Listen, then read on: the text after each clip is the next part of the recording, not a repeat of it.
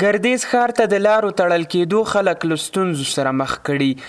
په همدې موخه د ګردیز ښار د بېلابېلو سیمو اوسیدونکو پکتیا پریس کلب کې د خبري کنفرانس پر مهال له رسنیو سره په خبرو کې وویل ډېری دولتي ادارو د خپل امنیت د خوندي ساتلو په موخه ښار ته غځېدلې لارې تړلې چې خلک یې له ګڼو ستونزو سره مخ کړي.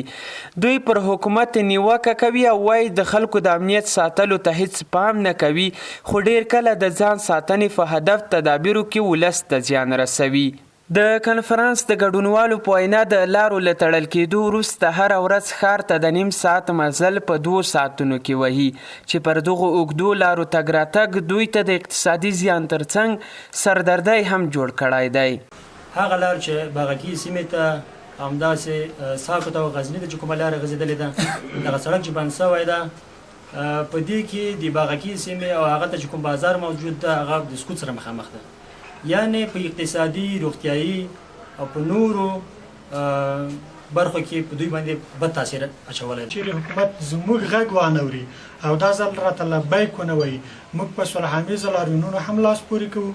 موږ له ګردیز تر غزني پر غځېدلې لاره باندې ترانزیتي موټرو پر مخ لاره بندوو، د ترافیکو پر مخ نه بندوو بلکې ټول ترانزیتي او تجارتي موټرې چې ځي د دوی پر مخ لاره بندوو. په دریم قدم کې موږ په ټاکنو کې هیڅ کله برخه نه اخلو. په دغه ناسته کې د پکتیا د ولایتي شورا غړي او قومي مشران هم ښار ته د لویو او کوچنیو لارو په تړل کېدو اندېښنه څرګندوي او وایي حکومت دې د ځان د خوندي ساتلو په موخه بدیلې لارې ولټوي.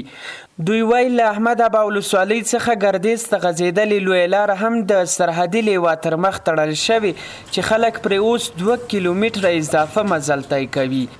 یوه لاره ده چې د ولایت نه تر بلند منزلو پورې چې د کومه لاره د یو طرفه دی د قومندانۍ سره دی، دوهمه لاره دی لومړی حوزې سره دی، درېیمه لاره دی دوهمې لیوا سره دی، څلورمه لاره چې دی د باغاکه سره دی. دا لارې تاسې خپله وګورئ چې اکثریت نفوذ وګورو مرور دي دغې لارې کوي، خصوصا د قومندانۍ لاره چې کومه دی دا د 3 ولایتونو لاره دی. په دې کې باید ستونزې زیاتې دي، ترافیکي پیښې زیاتې کېږي، دې کې زیات توجه وشي. بعضې ځایو کې چې دوی کومه ممانع لګولې دي او د ولس لپاره ډېرې غټې ستونزې جوړې کړې دي چې د دغو ستونزو له امله ټول ولس خفه ده او د ولس غږ څوک نه اوري.